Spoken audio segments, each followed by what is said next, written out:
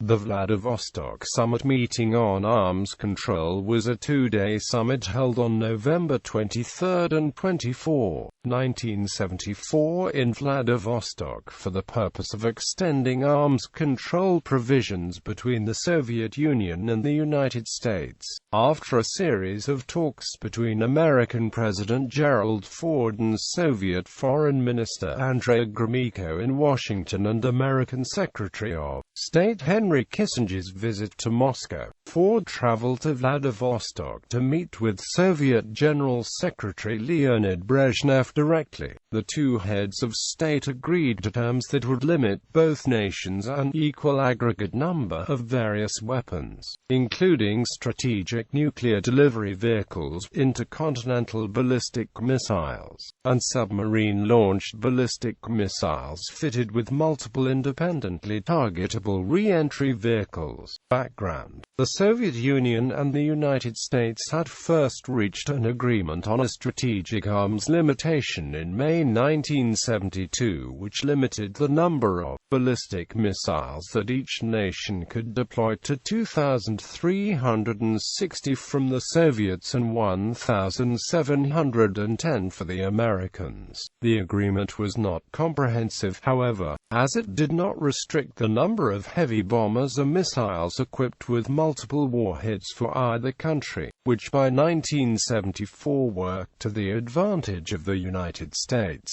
because SALT I was due to expire in October 1977. Both the Soviet Union and the United States were interested in reaching a more permanent and comprehensive agreement, but initial efforts made by President Richard Nixon and Gromyko were not successful. Eventually, a visit to Moscow by Kissinger in October 1974 made significant headway and allowed for the creation of a general framework for a SALT II pact, before Ford even arrived in Vladivostok.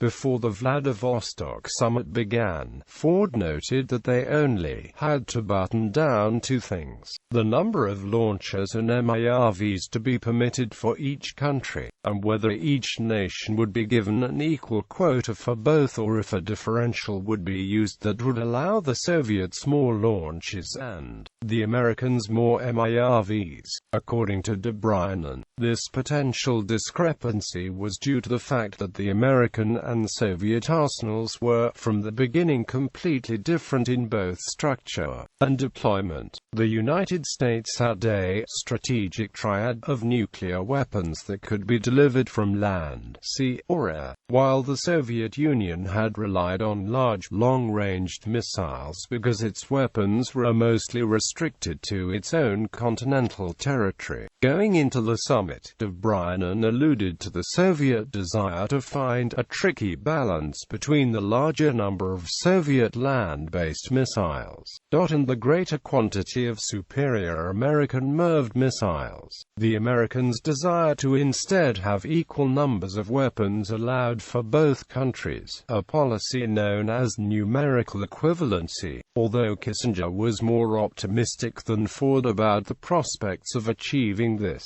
According to Kissinger, the Vladivostok summit marked the only time in Ford's presidency that he would be representing a united position of his government on SALT. Even if an agreement could be reached, he warned the president, the domestic attack on SALT would continue. According to Anatoly Brezhnev, the Soviet ambassador to the United States, it was Ford who proposed the summit take place in Vladivostok, in part because of a documentary he had watched at the Soviet embassy in Washington about tigers living in the Ushuri taiga in Siberia. After Ford inquired about how far Vladivostok was from Moscow, Brezhnev answered that New York was closer to Moscow than Moscow was to Vladivostok. According to Brezhnev, Ford was amazed by the size of my country and said few Americans could comprehend this.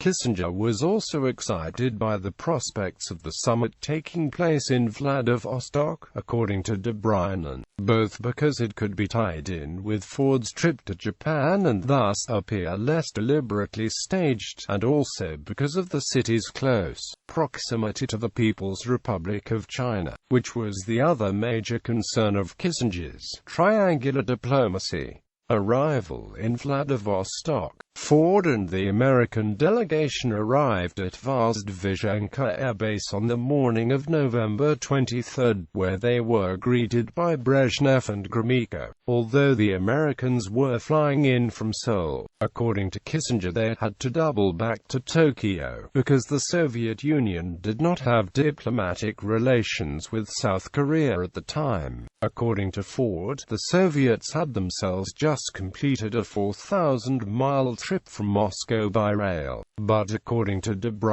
they too had flown. They had to land at a different airport in the region because of a snowstorm, however, and then took an electric train to complete the last stage of their journey to Vozdvizhenka. According to Ford, he and Brezhnev got along well. For the moment we met, the small talk touched on the mutual previous experiences as sportsmen, as Ford and Brezhnev had played American football and association football, respectively. The heads of state also began to discuss policy on the train and, according to Kissinger, Brezhnev was at first surprised by Ford's straight-to-the-point style because it differed so much from Nixon's more familiar, elliptical approach. Brezhnev then began making points on arms control, the Middle East, and a European Security Conference before he made an emotional appeal that struck to the heart of the Cold War dilemma. According to Kissinger, he lamented the amount of money both the Soviet Union and the United States were spending on the arms race, calling it billions that would be much better spent for the benefit of the people. While Kissinger appreciated Brezhnev's ruminations, he believed Ford was uninterested in the general philosophy of arms control, and rather preferred to discuss these issues in specific terms. The train trip from the airport to the Okinskaya Sanatorium, the site of the summit, took an hour and a half. While Ford spent the time with Brezhnev, he noticed that Kissinger occupied himself with the cookies, pastries, and mints set out on a table in the dining car, much to the amusement of his Soviet hosts. In Ford's estimation, he must have finished off 3 plates. During the trip, Brezhnev suffered a seizure, but he was immediately tended to by his doctor, Evgeny Chazov, and was able to participate in the negotiations as planned. After the summit,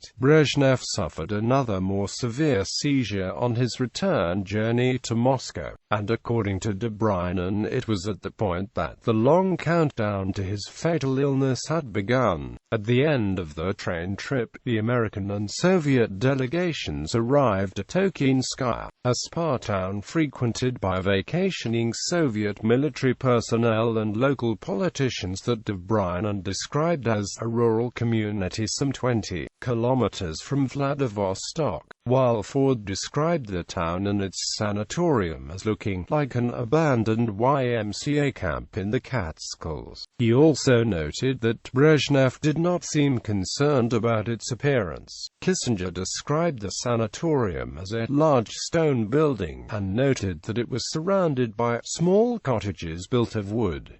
Day 1, November 23. According to Kissinger, the first day of negotiations were held in the sanatorium's winter garden. Before the actual negotiations began, Kissinger conferred with Ford about strategy, suggesting that the American position should be polite but firm. In regards to negotiating with Brezhnev, Kissinger advised Ford that the best approach is to lay out frankly and soberly our position and let him absorb it. They both prepared for a confrontational stance presented by Brezhnev and his aides, which Ford believed would be a calculated effort to see if I would bend or fight back. According to De Bruyne, Kissinger played the leading role in the deliberations because Ford did not yet know all the details. Kissinger himself, however, referred to Ford's involvement in the negotiations as technical, contrasting Ford's approach with Nixon's tendency to let Kissinger handle the intricacies of negotiating. After both sides gave their opening statements at the beginning of negotiations proper, they quickly began agreeing on arms control measures that limited each country to 2,400 ballistic missiles and 1,320 MIRVs,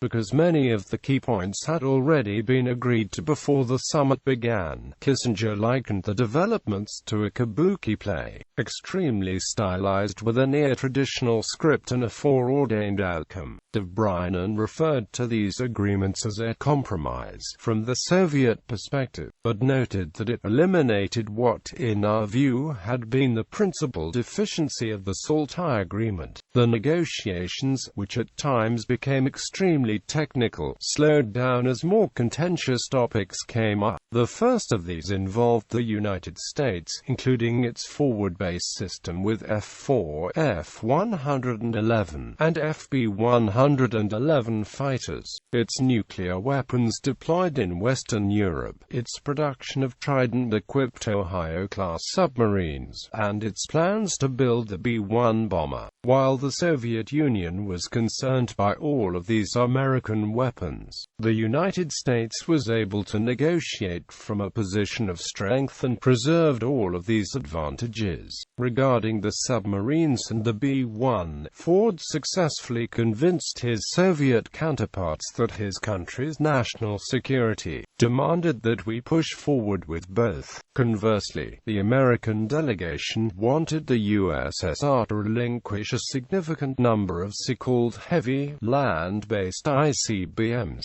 In the words of Gromyko, according to him, Brezhnev urged his American counterparts to adopt a realistic approach, stating that the Soviet Union is not happy that the USA has nuclear weapons in forward positions in Europe and in other regions close to our country. Yet the American leaders will not even discuss this. In such circumstances, the American request concerning Soviet ICBMs cannot be discussed either. Ford then finally withdrew on this issue after consulting his aides and military advisors, a decision that, according to Gromyko, greatly enhanced the possibility for agreement on SALT II and contributed to a climate of moderation in Soviet-US relations in which each side took account of the other's interests. According to Kissinger, Brezhnev also brought up his pet scheme of nuclear condominium between the United States and the Soviet Union during negotiations. Kissinger described the American position as one determined to avoid any impression of a Soviet-American condominium, although Ford tempered this stance to a declaration of "we never know where we might go." After this somewhat strained but greatly productive discussion concerning arms, the negotiations between the two delegations became more general, with Ford admitting the challenge posed by economic difficulties in the United States and Brezhnev explaining that some members of his Politburo did not think détente was a prudent strategy, whom he knew would be highly critical of him if he made too many concessions to the Americans.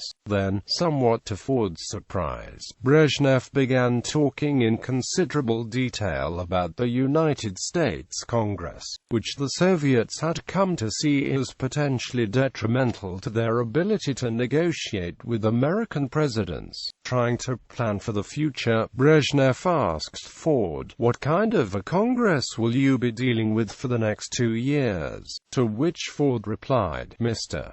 General Secretary, I can only say that my fingers are crossed."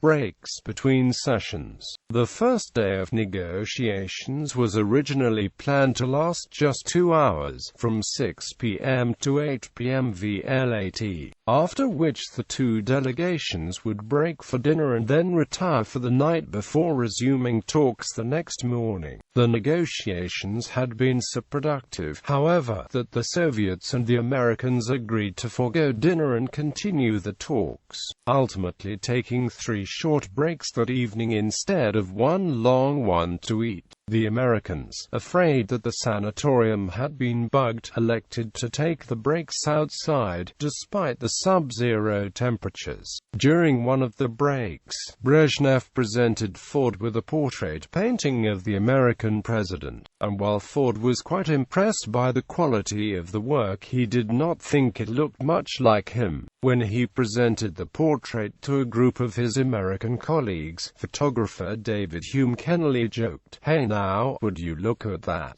They gave you a picture of Frank Sinatra."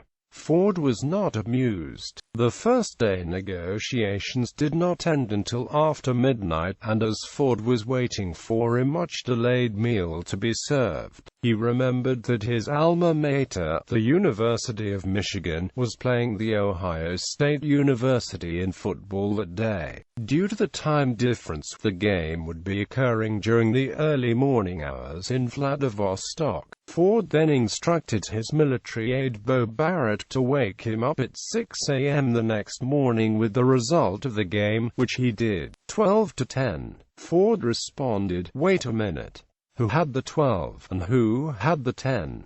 Barrett continued, "I was afraid you'd ask me that." Quote, it was clear to Ford that Ohio State had won, even before Barrett filled him in on the details of the game, including Michigan's last-second missed field goal. Day 2, November 24th. The second day of negotiations began shortly after 10 a.m., and it focused primarily on developments in the Middle East, efforts to reduce the strength of both American and Soviet forces in Europe, and Jewish emigration from the Soviet Union. According to Kissinger, Gromyko took the lead Soviet role in negotiations that Brezhnev had performed the day before. While Ford described the tenor of the discussions as candid, he also admitted that there were no major breakthroughs. According to de Bruyne, the talks were intense and heated but genuinely businesslike, and without any of the usual protocol formalities. In Kissinger's words, the second day of negotiations reflected how essentially theological the SALT debate had become. The Soviet Union attempted to limit the weapons to a level they could probably not reach in exchange for limiting the Americans below a number for which we had no plan. Nonetheless, Ford was euphoric because of the successes achieved the night before, and according to him, Brezhnev shared my enthusiasm. After a few minor issues were ironed out, the two heads of state were able to sign a SALT II accord. That afternoon, after the formal negotiations concluded, Brezhnev invited the American delegation on a tour of Vladivostok. Ford enjoyed what he described as a natural and uninhibited conversation with Brezhnev during the tour, and his only regret about it was that he did not have more time to see and explore the city. To him, Vladivostok was reminiscent of San Francisco. Kissinger also saw the resemblance, noting that Vladivostok bore little resemblance to the teeming, hyperactive metropolises of Japan and Korea he had seen before arriving in the Soviet Union. During the tour, Brezhnev unexpectedly grasped Ford's hand and began talking about the Soviet experience during World War II, telling Ford that "I do not want to inflict that upon my people again." Ford responded that "I believe we made very significant progress," to which Brezhnev replied, "It's our responsibility, yours and mine, on behalf of our countries, to achieve the finalization of the document." Ford was optimistic about that possibility, remarking, "We have made so much headway. This is a big step forward to prevent a nuclear holocaust, Brezhnev agreed, and then characterized the importance of the summit and the resulting document as an opportunity to protect not only the people of our two countries but, really, all mankind. Following the tour of Vladivostok, the American and Soviet delegations returned to Vozdvizhenka Air Base by train, where Air Force One was waiting for the Americans. Ford was wearing a wolfskin coat given to him by Alaskan furrier and personal friend Jack Kim, which he had been wearing throughout the summit. Just before he embarked on the airplane, Ford gave his wolfskin coat to Brezhnev, whom he described as truly overwhelmed by the gesture. According to De Bruyne, Brezhnev and Ford seemed to have parted as friends. After the Americans waved goodbye, Air Force One taxied to the runway and took off on its multi-hour flight back to the United States. Aftermath. In Ford's estimation, the summit had been a success. He described it as an appropriate ending to a journey designed to strengthen ties with old friends and expand areas of agreement with potential adversaries, and an experience that had exceeded my expectations. Kissinger referred to the American delegation as exuberant after departing from Vladivostok, and in his view it was the Soviets who had made almost all the concessions. De Bruyne opined that both sides were satisfied with the results of the meeting, and even went as far as to call the Vladivostok Summit the high point of détente between the Soviet Union and the United States, claiming that, for that Ford deserves credit as well as Brezhnev. On December 10, De Bruyne and Kissinger exchanged confidential memoranda with details of the limitations on strategic arms agreed at Vladivostok, which would go into force in October 1977 and remain in force until December 1985. In De Bruyne's view, the summit became a significant starting point for all subsequent nuclear disarmament talks, and provided a sense of continuity to the SALT process. Back in the United States, however, Ford came under intense criticism from both the left and the right. Many politicians accused him of yielding to Soviet pressure, most notable among them Ronald Reagan. In Kissinger's view, the Ford administration was opposed by many who believed that agreement with the Soviets was more dangerous than stalemate even after a successful summit. According to him, major American newspapers such as the New York Times and the Washington Post were generally critical of the summit. Kissinger also noted the changing focus of the opposition to the agreement at Vladivostok, which first emphasized reductions and then stressed equal throw weight. Against this opposition, Kissinger lamented that the Ford administration watched with dismay as the Vladivostok agreement dissolved before our eyes. As the election year of 1976 began, Ford backed away from the SALT process he had been involved in at Vladivostok in 1974. But according to De Bruyne, it was not his stance on arms limitation but rather his pardon of Richard Nixon that ultimately cost him the election. In De Bruyne's opinion, the euphoria of détente that had marked the Nixon and Ford years had faded away, and after the election of Jimmy Carter as President of the United States in 1976, the policy of détente between the Soviet Union and the United States steadily eroded. According to Kissinger, by the time that Reagan became president in 1981, the only way for the Americans to obtain additional reductions from the Soviets was to threaten a build-up of our strategic forces. In all, Kissinger believed that the Vladivostok summit was a failed opportunity to improve relations between the Soviet Union and the United States, and its unraveling was evidence that the entire SALT process was floundering and might even collapse.